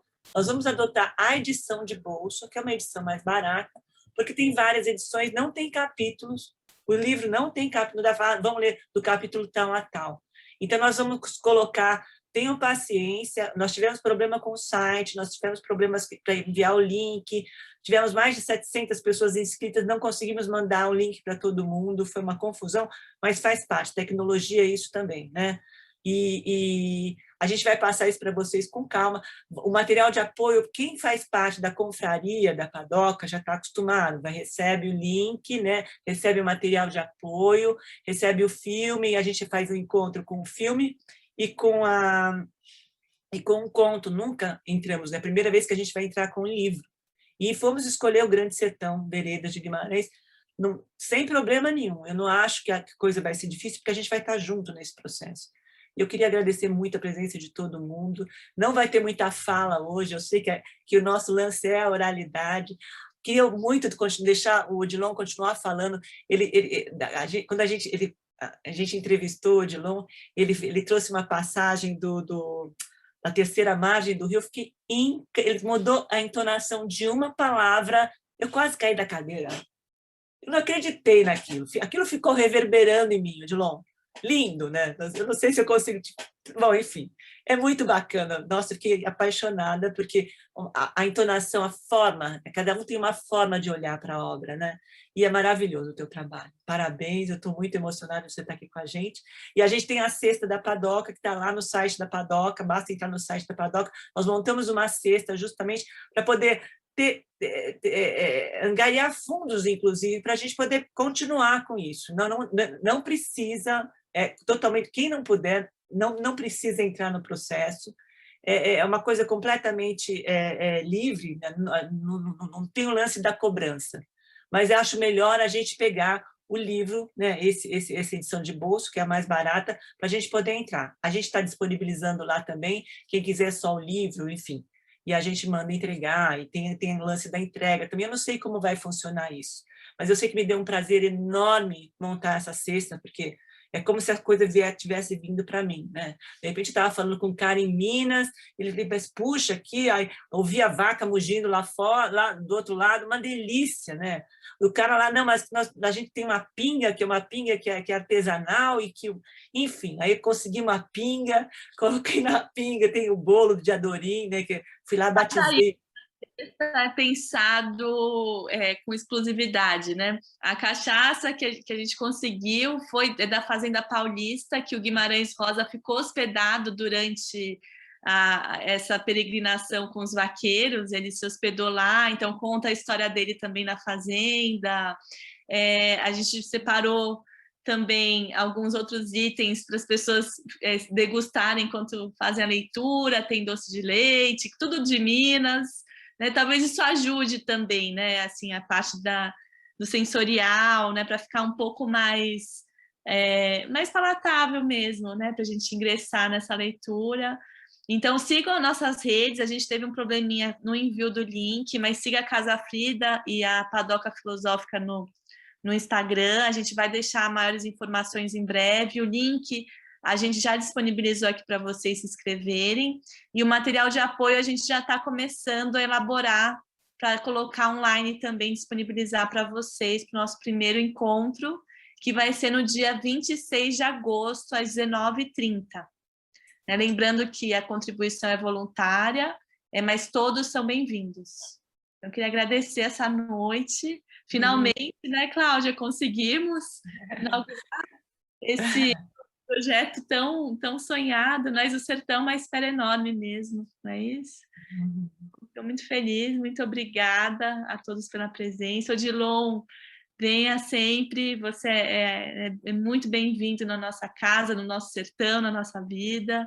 E que bom, viva a arte, viva a literatura, viva Guimarães Rosa. Então, eu queria agradecer. Obrigada. E o material, gente... Fala, Odilon, fala. Fala, Eu quero Odilon. agradecer a vocês. Eu recebi a cesta hoje, meu Deus. É uma lindeza, gente. É tanta delicadeza, é dar a mão pra gente para atravessar esse sertão. É muito lindo. Parabéns, viu, Cláudia e Carla? Obrigada. Muito lindo, muito lindo. Parabéns, Confraria da Padoca. Nossa, que cuidado. E que Foi delicadeza. bacana. Cássio Loredano, que é um caricaturista também, que fez parte desse trabalho. O Jean Galvão também fez. Eles fizeram. Foi lindo os azulejos, né, que eles colocaram, as inscrições, fizeram os desenhos, a caricatura. O Cássio Loredano fez as caricaturas e o Jean Galvão fez os desenhos do sertão. Gente, eu estou apaixonada. Então, juntou tanta gente bacana nesse processo que eu fiquei encantada, né? E, Odilon, você é um presente. Muito querido, uma delícia. Por favor, eu sei que tua agenda está lotada, a gente ficou assim, ai, agenda dele. Mas quando você puder vir dar uma passadinha por aqui, vai ser um prazer te receber, enorme, tá? E eu vou usar teu material como apoio também, eu vou estudar, porque a gente vai por capítulos, são 50 páginas nesse começo, eu vou... Nós temos um material que nós vamos passar por e-mail, vai chegar por e-mail para vocês, não se preocupem, basta se inscrever, que o e-mail vai chegar bonitinho, tá? E aí vocês vão ter acesso a essa introdução, tá? Da próxima ciranda. Nossa. E lembrando, pessoal, da Confraria da Padoca, que a gente fazia os contos, as reuniões quinzenais, as reuniões vão deixar de ser quinzenais, vão ser mensais por causa dessa viagem pelo sertão. Eu não dou conta, como diz o Odilon, eu não vou dar conta de fazer isso tudo junto. Tá? Então, os encontros do conto e do filme vai ser mensal, vocês já vão receber o material também, não passei, porque não vai ser agora, vai ser no meio do mês, e os encontros do Guimarães vão ser na última quinta-feira do mês. E vocês vão eu vou informar todo mundo sobre isso, tá bom? É isso. Alguém quiser falar, fiquem à vontade, muito gostoso. Observação que a gente está gravando esse encontro hoje, vai estar disponível também no canal no YouTube, para quem não conseguiu entrar, até por conta desse problema do envio do link. Mas está gravado no nosso canal, em breve a gente também vai enviar por e-mail para vocês. A próxima reunião dos contos vai ser no segundo sábado de cada mês, tá? Eu já vou passar para vocês, a gente está com o material pronto, eu só não enviei para não fazer confusão com a ciranda do Guimarães, tá? É isso. Quem tiver dúvida... outra coisa, a Maria Cortez está aqui, que eu estou emocionada, que ela é filha do Raul Cortez, nossa, que está aqui com a gente, e ele levou o Augusto Matraga para o teatro, um trabalho maravilhoso, e foi a primeira vez que eu vi o Guimarães, eu estava assim, muito emocionada, né? Tem uma história muito bacana sobre isso, e eu estou feliz que você está aqui, Maria, não sei se você puder falar, para dar um oi para a gente. Ela está aqui, que eu vi ela falando agora, Maria. Ela respondeu aqui no bate-papo, agradecendo. Oi, Maria, tô aqui, tudo bom?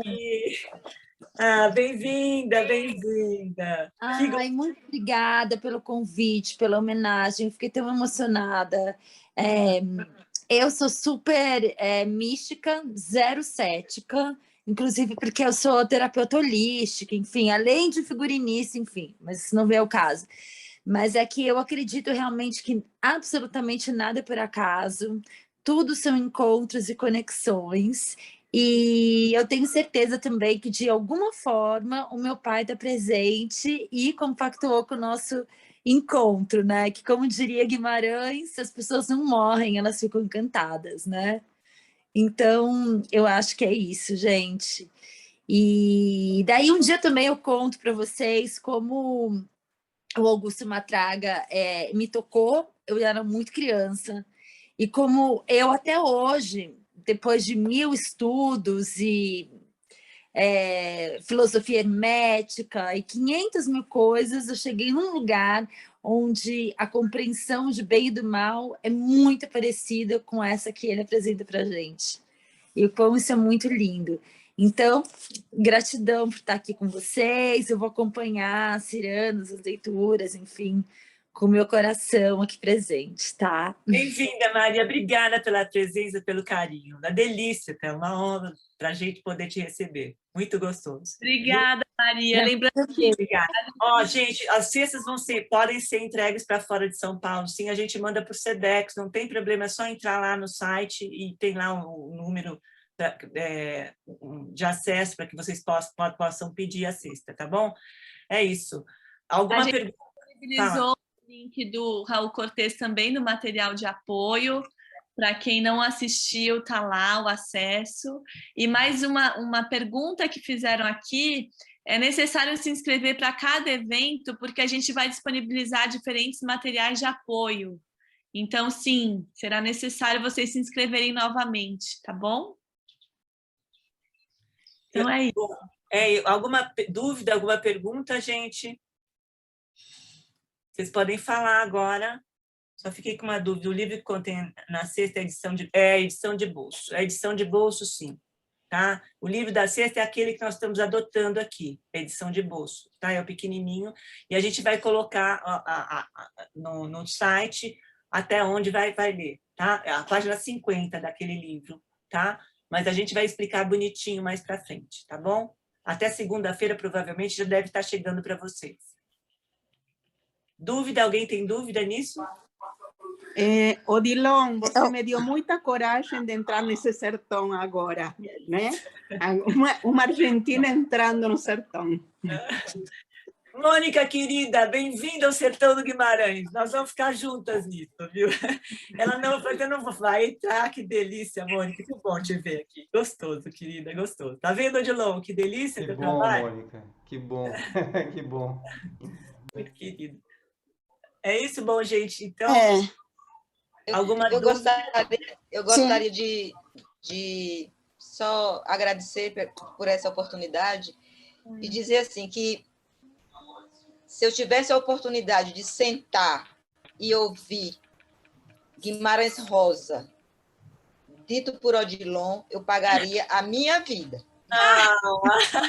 Que linda. Porque assim, toda vez que esse menino fala alguma coisa, eu choro, porque ele emociona.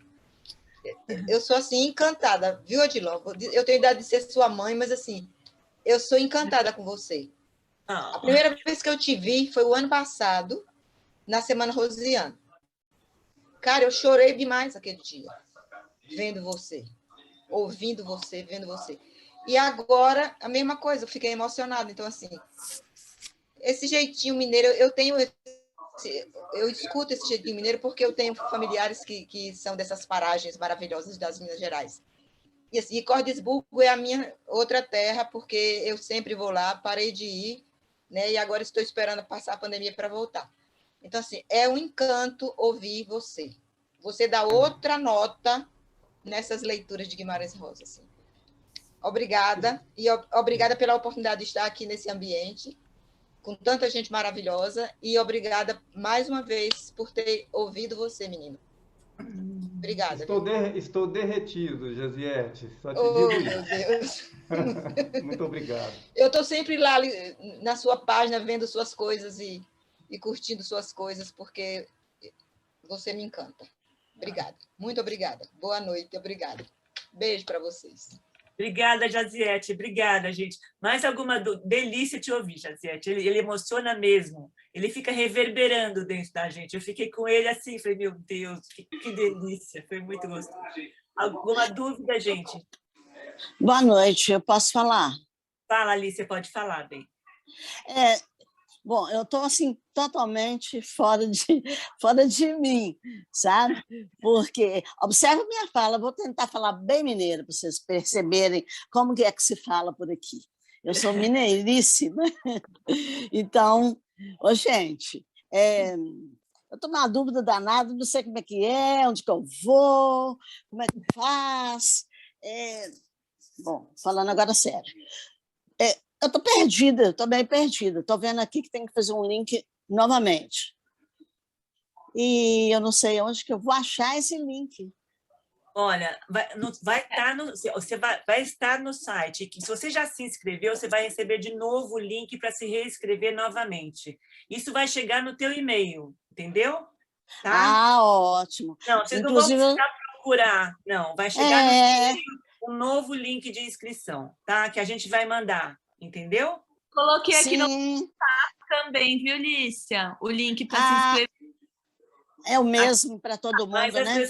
É o mesmo, mas as pessoas vão receber novamente pelo e-mail também, tá bom? Como Fala, bem. Não, porque eu estou percebendo que a dúvida de muita gente aqui, que eu estou acompanhando o bate-papo, é a dúvida de muita gente. Então, como ninguém perguntou e a dúvida está continuando, eu falei, não, vou perguntar, né? Afinal, eu sou mineira, tem preferência. Bom, obrigada, gente. É isso, gente. Eu vou deixar só uma pergunta que tem aqui da Maria Rita também, que eu acho que vale para todos. Nós vamos pegar as diferentes edições para marcar a página que a gente vai parar a leitura. E a gente vai disponibilizar isso no material de apoio. Então, não se preocupe. Isso tudo a gente vai detalhar. Sim. Muito interessante. Quem tiver outro livro, né, vai poder acompanhar também. Não precisa necessariamente ser este livro, porque nós vamos postar, né, as páginas que vão ser lidas. Vai estar no link também, como material de apoio, entenderam? Dúvida nisso? Não. E essa cesta que vocês tanto falam? Eu não vejo cesta nenhuma. Entra no site da confraria lá, da Padoca. Procura cestas artesanais, está lá a cesta de laranja, tá bom? Vai qualquer dúvida, ótimo, gente. Tá bom? Tá bom. Tá ótimo. Silon, obrigada pela noite. Silon, obrigada pela noite, pela presença. Gente, muito obrigada. Obrigada pelo carinho. Obrigada. Nossa, uma delícia. Muito bom estar com vocês. Muito gostoso. Obrigada a todos. Até o próximo, então. Obrigada, gente. Obrigada a vocês, gente. Obrigada, viu? Obrigada pelo carinho. Lúcia, um beijo para você. Beijo, obrigada, gente. Obrigada. Olha a Ângela aqui, gostoso, que bonito. Yara está aqui também, que gostoso. Bem-vindos. E vamos caminhar nesse sertão, vamos ficar juntos caminhando nesse... Celso, um beijo para você, querido. Eu vi o Flávio aqui também. Flávio, um beijo. A Leia, beijo, querida. Obrigada pela presença. Obrigada pelo carinho. Abraço, Cláudia. Ai, Leila, beijo, querida. Obrigada por tudo. Obrigada. Agradeço. Muito gostoso. Obrigada, gente. Vamos lá caminhar nesse sertão todo mundo junto. Cris, beijo na tua mãe. Um beijo, meninas. Um beijo e até o próximo encontro. Ivani, querida, beijo para você. Lúcia, também beijo, gente. Uma boa noite. Beijo. Isso vai estar gravado e a gente vai dar todas as instruções, tá bom? Vocês vão receber tudo por e-mail. Basta acompanhar o e-mail que vocês vão receber. Nós tivemos hoje problema para enviar o link, mas no final acho que deu tudo certo. Então, a gente tentou se equilibrar nos processos aqui, mas deu tudo certo.